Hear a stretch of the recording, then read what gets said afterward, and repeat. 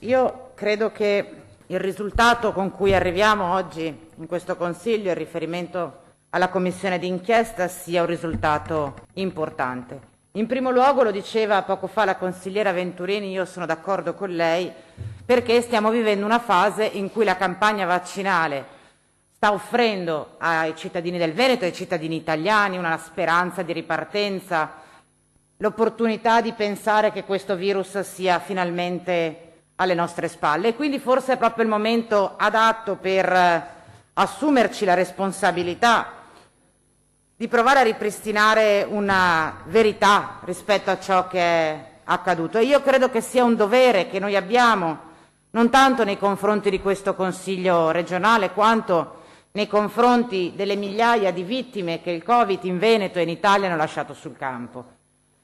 Io penso dunque che l'aver superato diffidenze e difficoltà iniziali per costruire insieme le condizioni migliori per fare questo lavoro di approfondimento sia un segnale di maturità che questo Consiglio regionale oggi prova a dare.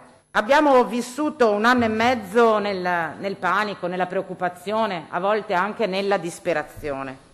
E io credo che queste sensazioni abbiano accentuato le diseguaglianze tra cittadini e abbiano anche modificato i rapporti di forza in termini sia politici che istituzionali. Attraverso la lente della paura, dell'incertezza del nostro destino, le istituzioni hanno cambiato volto, la politica ha cambiato volto e la percezione che i cittadini hanno avuto in quest'anno e mezzo della politica e delle istituzioni è profondamente cambiata. Ecco, io penso che la Commissione dunque sia importante perché dal nostro punto di vista, dal nostro osservatorio, dalla nostra responsabilità, capire cosa sia accaduto nella gestione della pandemia in questa regione e chiederci perché si sia determinato in particolar modo nella seconda ondata un aumento di contagi e di decessi particolarmente pesante sia un dovere che ciascuno di noi ha.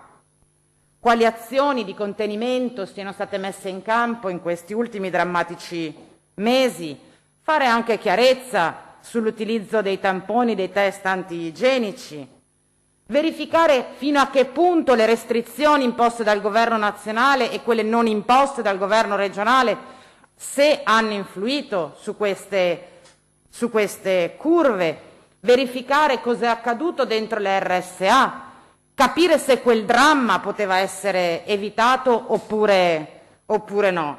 Io credo che queste siano domande a cui ciascuno di noi, in coscienza come cittadino e a maggior ragione come consigliere regionale, siamo obbligatoriamente chiamate a rispondere. E con questa Commissione noi lo vorremmo fare tentando anche di ripristinare una relazione corretta tra scienza e politica.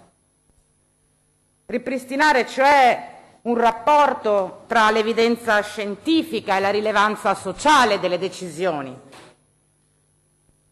Capire dove finisce il lavoro del tecnico, dello scienziato che prefigura scenari, fa ipotesi, costruisce modelli, analizza dati, e dove inizia invece il lavoro del politico che deve decidere, che ha deciso, sulla base certamente in parte dei dati di cui parlavamo prima della scienza, ma che deve decidere e ha deciso anche sulla base dei propri valori, delle circostanze ritenute prioritarie, delle ideali e delle motivazioni politiche di appartenenza, perché la differenza tra scienza e politica è questa, che lo scienziato ipotizza e prefigura scenari, il politico decide e decide discrezionalmente sulla base delle proprie convinzioni ideali e ideologiche.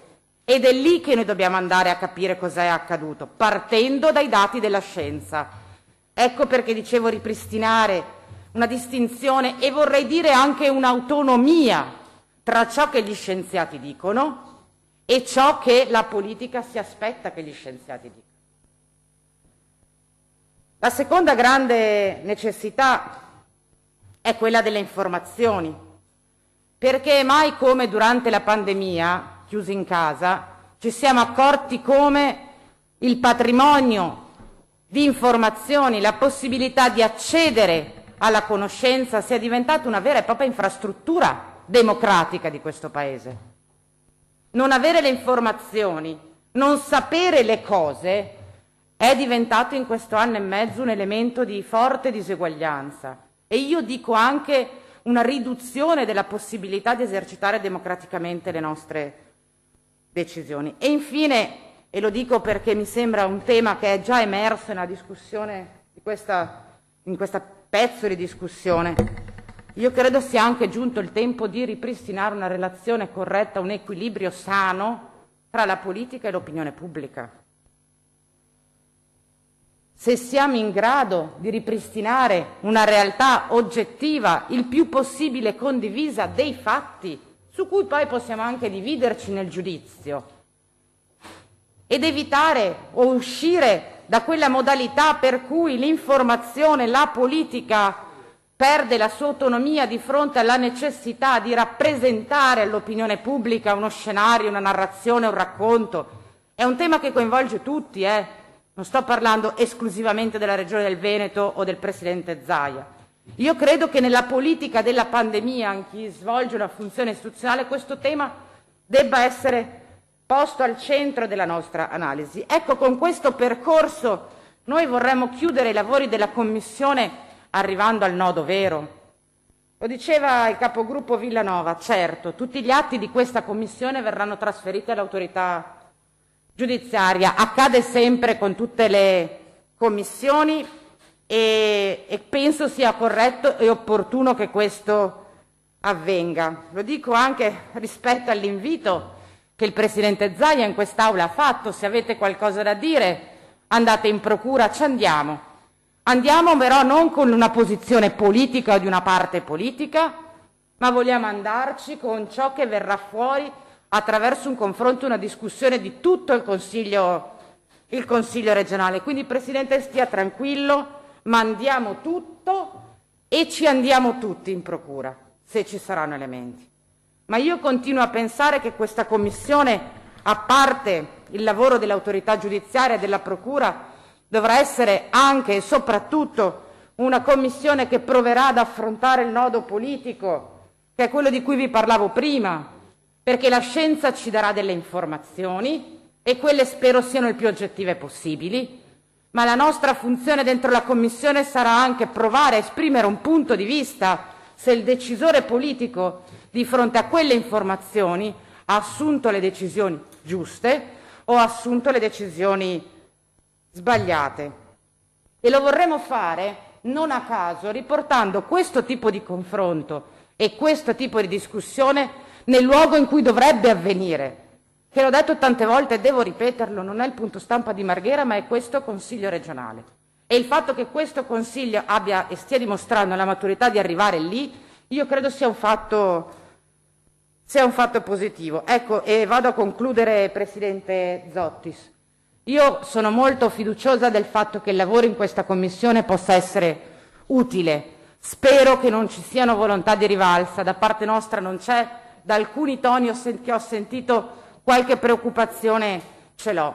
Spero che le persone che verranno a spiegare il loro punto di vista dentro questa Commissione siano tutte laicamente accolte come persone che hanno un pezzo della storia da raccontare, un pezzo che vale la pena ascoltare. Ciascuno di noi arriva in questa Commissione con una tesi, con un'idea. Chi è convinto che sia andato tutto bene, chi è convinto che qualche errore sia stato fatto, questo è oggettivo. Ecco, io non auspico ovviamente che alla fine dei lavori della Commissione saremo d'accordo su tutto. Auspico però che questo Consiglio e i membri che verranno designati in quella Commissione siano in grado almeno di condividere un patrimonio di informazioni e di verità, cercando di costruire una tesi finale che non sia in favore di telecamere per nessuno, ma sia in favore dei veneti. Grazie Presidente.